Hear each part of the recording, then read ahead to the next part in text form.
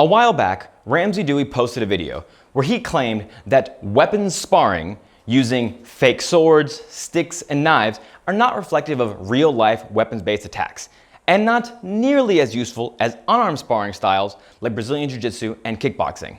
This ruffled a few jimmies. You don't even know how hard you can punch each other in the face barehanded without breaking your hand. HEMA sparring, generally speaking, covers you in bruises. Listen, sometimes you have no clue. other Right, times so SD. every kind of sparring They also is had this problem, right? But does he have a point? Is weapons-based sparring totally useless? Well, the short answer is yes, but the long answer is no. And the real answer is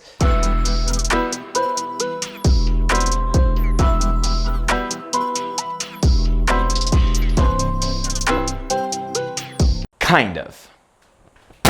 Let's start by paraphrasing, to the best of my ability, Ramsey's point. Basically, he was saying, because there's no real way to replicate the threat of death or dismemberment, weapons sparring can never really prepare you for the threat of an armed attack. Now, I think we should make clear, Ramsey was talking specifically about weapons martial arts preparing you for self-defense, not training for their own sake or for a sport. If we're talking about teaching people how to protect themselves in real life, having them stand across from each other and duel with swords probably isn't the most practical thing to do. But don't worry, we're going to talk about how we can fix weapons-based martial arts to make them more practical for self-defense later on in the video. Make sure you stick around. For now, let's talk about the best and worst ways to spar with weapons. Just like with unarmed combat, there seem to be two major camps of weapons-based sparring: continuous and point sparring. Continuous sparring is exactly what you think it is. Full contact done for a set amount of time or until someone dies / is unable or unwilling to continue. It's worth mentioning that these competitions are usually done with various forms of armor on the competitors, which makes the show more entertaining for sure, but also allows the competitors to continue way longer than they would otherwise. Contrary to popular belief, it's not that easy to beat someone to death with a stick.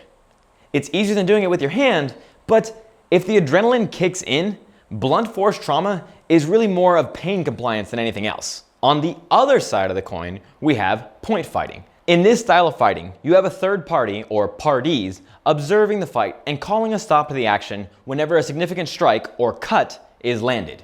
Now, the term point fighting usually leaves a bad taste in people's mouths because of styles like karate and taekwondo, which that's a whole separate conversation, and don't worry, we'll get to it. But, and you might be shocked to hear this, I actually think point fighting is the way to go for weapons-based martial arts. You might not know this, but if someone slashes your hand off with a sword, you don't get to keep fighting. If we're not talking about blades and we're going back to blunt objects like the stick, well, I still think point fighting is the way to go, because what is happening here? This is for sure a fight, but is this really how you would engage with someone if you weren't wearing a thick padded jacket? Point fighting, because of the high risk, high reward nature of it, means that every step, every fake, and every move has to be done with 100% commitment and intelligence. One mistake can mean victory or death. And by death, I of course mean losing the match, but also literally death if we're training for self-defense. Now, of course, in a real assault, your opponent won't necessarily stop just because they got a clean strike, and not every clean strike is necessarily a fatal strike, but I said point fighting is the better option, not the best option. When it comes to self-defense training, all martial arts exist on a spectrum. On one end of the spectrum, we have reality, and on the other end, we have fantasy. When we're talking about martial arts like Muay Thai or Brazilian Jiu-Jitsu, who are constantly stress testing their techniques, they sit pretty close, not totally on, reality. But when we're talking about stuff like ninjutsu or other martial arts that don't spar, they're going to sit pretty close to fantasy. Weapons-based martial arts, for as good as they can be and as fun as you might find them, will always sit closer to fantasy than unarmed combat sports. There simply isn't a way to really train with weapons. Sword play is a lot of fun, but it is ultimately play. And just to get ahead of the comment section, yes, there are still sword attacks in the real world, and of course there's stuff like machetes, but that is not the norm in the first world.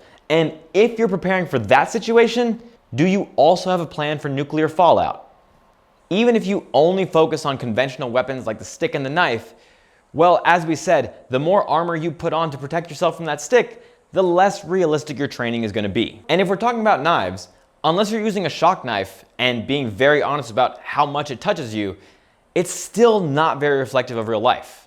By the way, I'm not saying the way to fix weapons-based martial arts is to spar with real weapons with no padding, because padding is cool. But as promised, let's talk about the big problem with both weapons-based martial arts and unarmed martial arts. It has to do with this spectrum again, and it's maybe ultimately what Ramsey was referring to without maybe ever explicitly saying so. There's a reason why these martial arts sit closer to realism, but they aren't 100% real.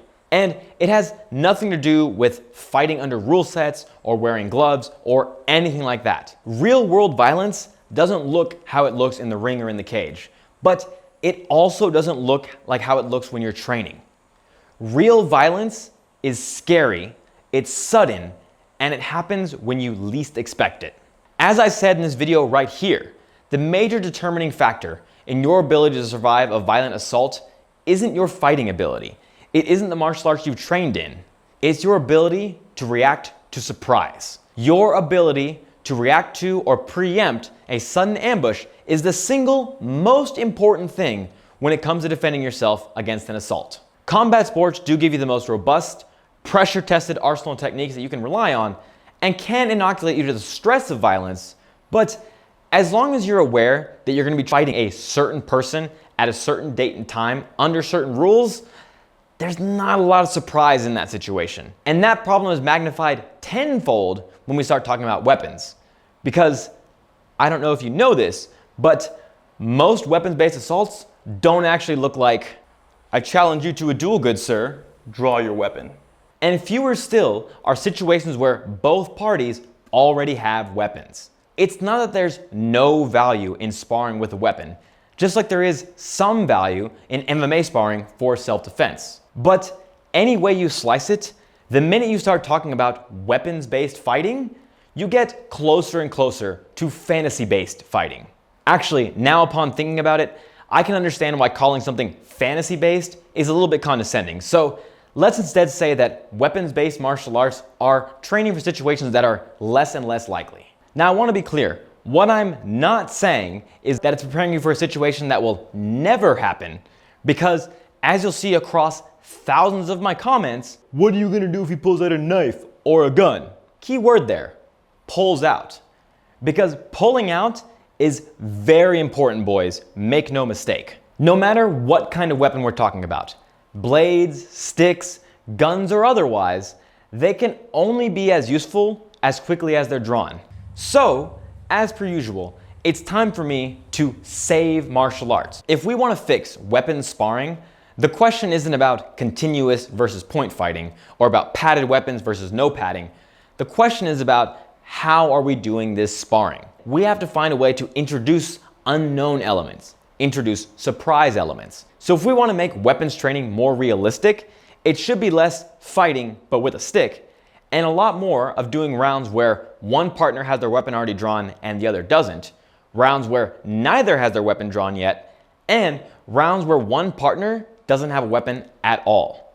Because now we get to work on skills besides just fighting. Now we get to work on skills like restraining somebody who has a weapon when we don't, keeping range or taking range when that weapon is drawn, and pulling our weapon out under a stressful situation. Plus, if you're really slick, you get to learn how to take someone's weapon and make it your own. Now, this might seem like a tangent, but it's not. Let me ask you, how much training do you need with a weapon before you become dangerous with that weapon? For me, that answer is no more than a few hours. Any toddler with a stick is dangerous if they start swinging it around. And multiply that threat 100-fold if we replace the stick with a machete. And don't even worry about the math if we replace that with a gun.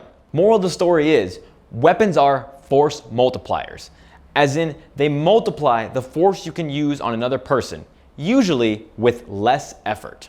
At what point do we transcend training with a weapon to learn how to defend ourselves with it and go into training with a weapon for its own sake? To be fair, we could make the same argument about Brazilian Jiu-Jitsu.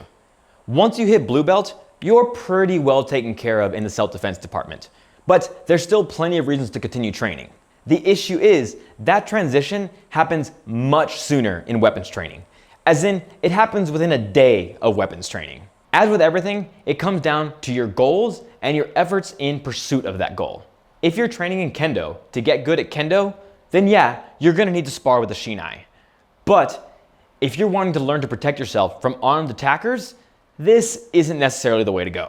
At the end of the day, no matter what kind of weapon we're talking about, you need to learn a few basic angles, practice them for a few hours, then pair them with your kickboxing, boxing, or jiu-jitsu, and you're mostly good to go. Anything beyond that is pursuit for its own sake. So, armed sparring. Is it pointless? I think we pretty much definitively proved that, yeah, it is, but also no, it isn't, but mostly, it depends. Subscribe or I'll beat you with a stick.